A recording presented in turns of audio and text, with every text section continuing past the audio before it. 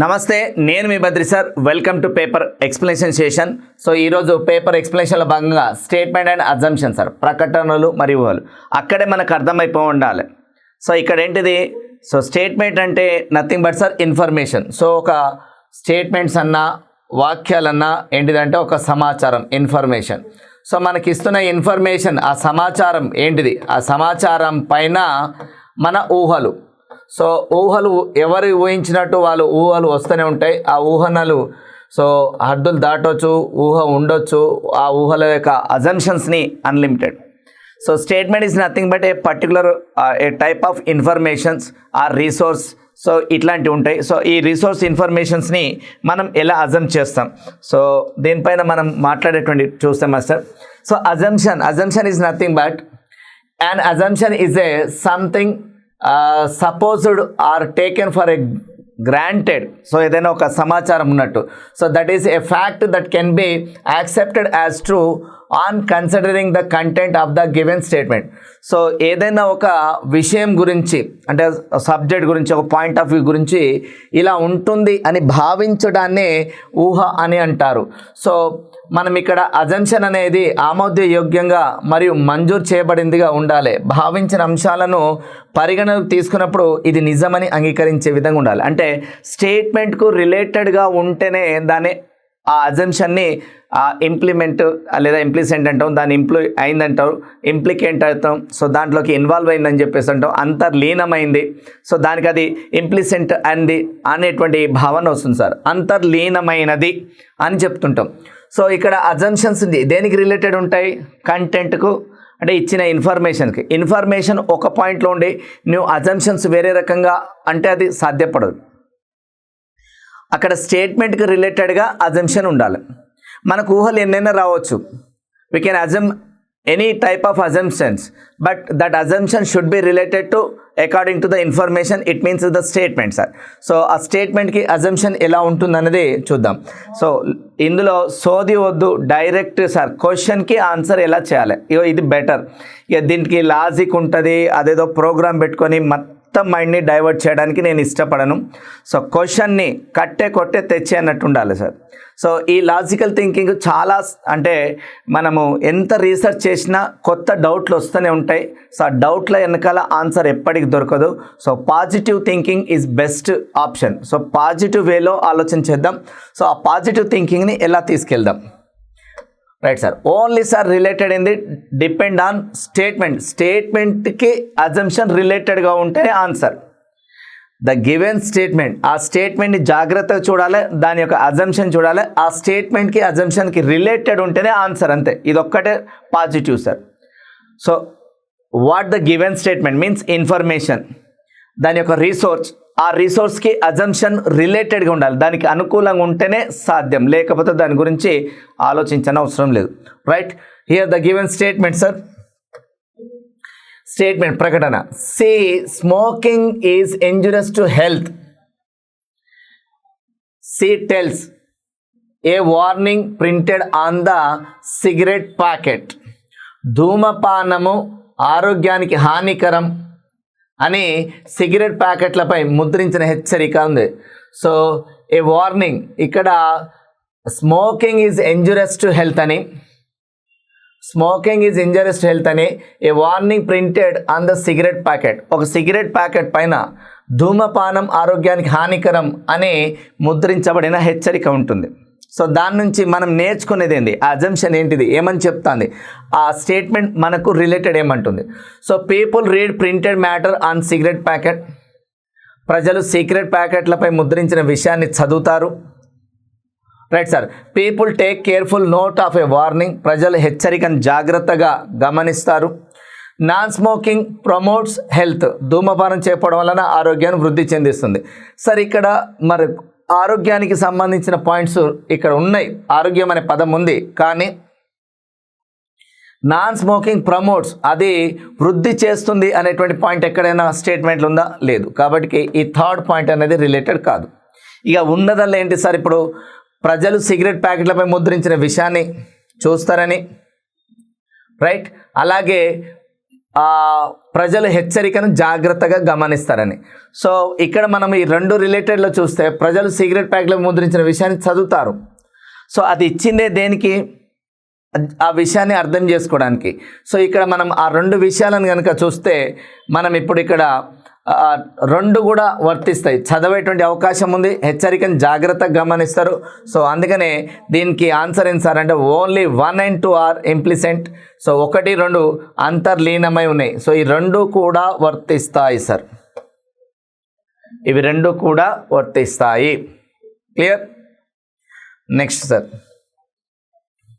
Statement 2.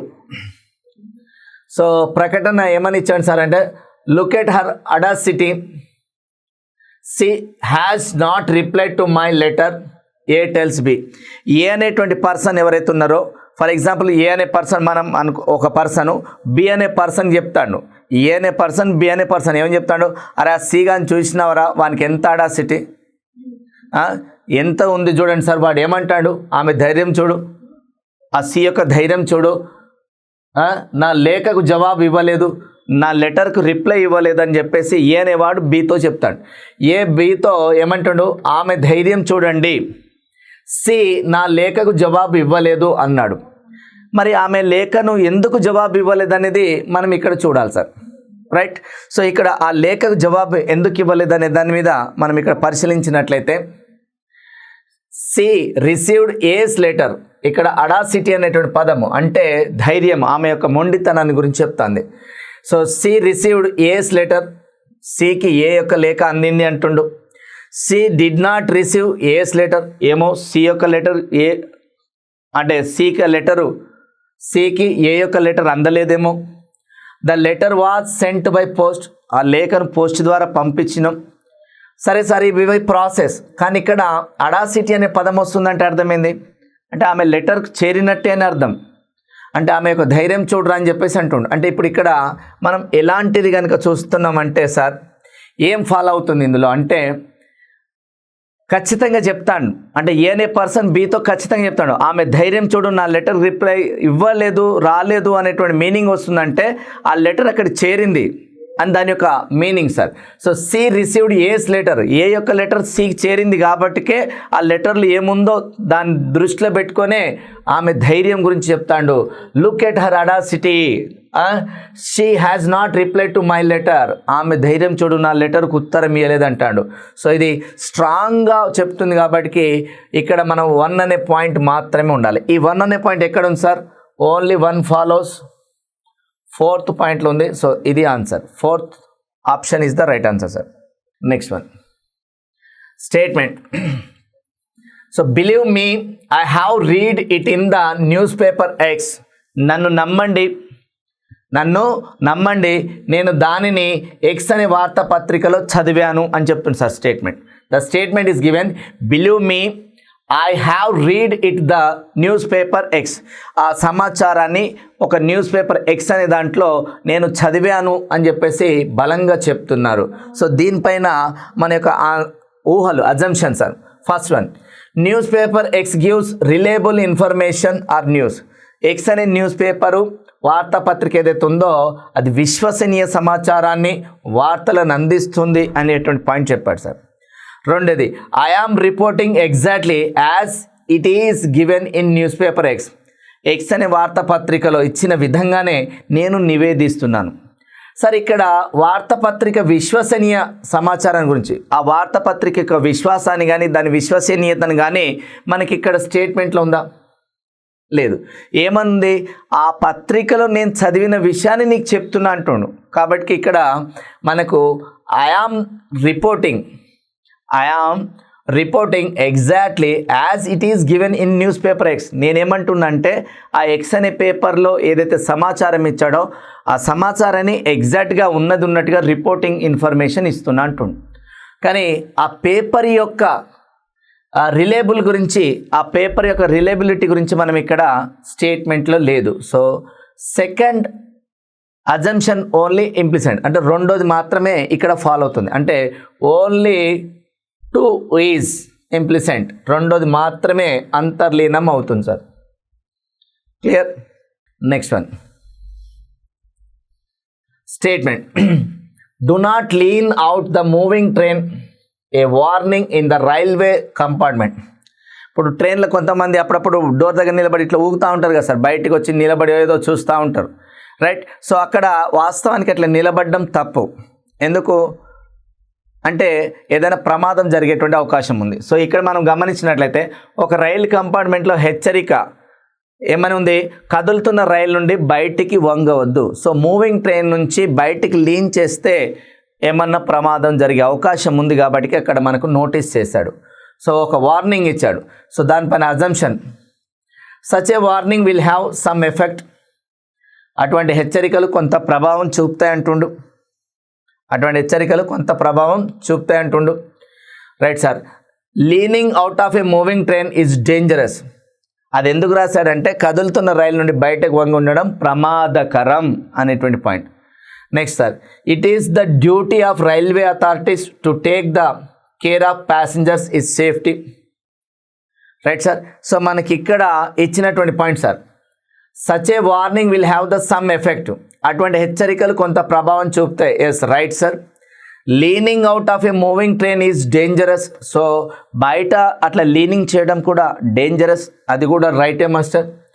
Next, కదులుతున్న రైలు నుండి బయట వంగి ఉండడం ప్రమాదకరం, వాస్తవం. It is the duty of railway authorities to take care passengers safety. So ఇది రైల్వే అధికారులు ప్రయాణికుల భద్రత పట్ల జాగ్రత్త వహించడం రైల్వే అధికారుల కర్తవ్యం.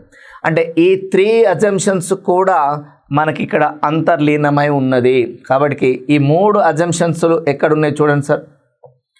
So all assumptions are implicit. అన్ని ఊహలు అంతర్లీనమైనాయి. Okay right sir.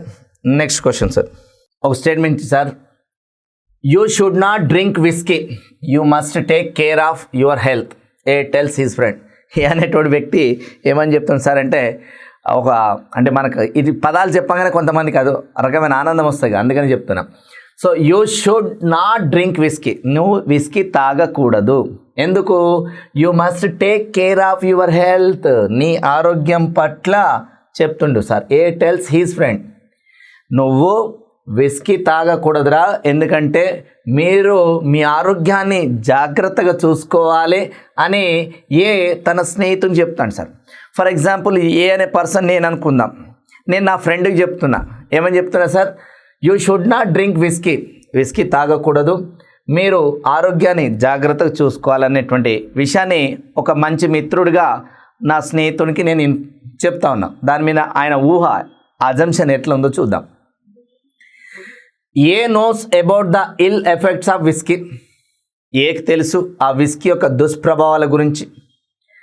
Next, whisky is intoxicating, whisky మత్తును కలిగిస్తుంది. Whisky is not a good for health, whisky ఆరోగ్యానికి మంచిది కాదు. సార్ ఇక్కడ నీకు మంచిది కాదా చెడ్డదా అని సర్టిఫికేట్ చేయమని చెప్పేసి స్టేట్మెంట్లో ఉందా? లేదు, కాబట్టి ఇది మూడోది వర్తించదు. Okay right sir. అలాగే మన సెకండ్ది ఏమని చెప్తుంది సార్, విస్కీ ఈజ్ ఇంటాక్సికేటింగ్, విస్కీ మత్తును కలిగిస్తుందా కలిగించదా అది దానికి సంబంధించినటువంటి స్టేట్మెంటే కాదు. కానీ నువ్వు రియల్ లైఫ్లో పోయినా అనుకో, సార్ అది మత్తును కలిగిస్తుంది కదా. Real life different, subject statement is different. స్టేట్మెంట్లో అక్కడ ఇంటాక్సికేటింగ్ వర్డ్ అనేటువంటి దాని రిలేబుల్ మీనింగ్ ఉందా? లేదు, కాబట్టి ఈ సెకండ్స్ కూడా వర్కౌట్ కాదు. ఏకి విస్కీ యొక్క దుష్ప్రభావాల గురించి తెలుసు, వానికి తెలుసు కాబట్టికే వాని ఫ్రెండ్కి చెప్తాడు, వాడికి తెలుసు కాబట్టికే వాని స్నేహితునికి చెప్తాడు. కాబట్టి ఇక్కడ ఓన్లీ 1 మాత్రమే ఇంప్లిసెంట్ సార్. క్లియర్?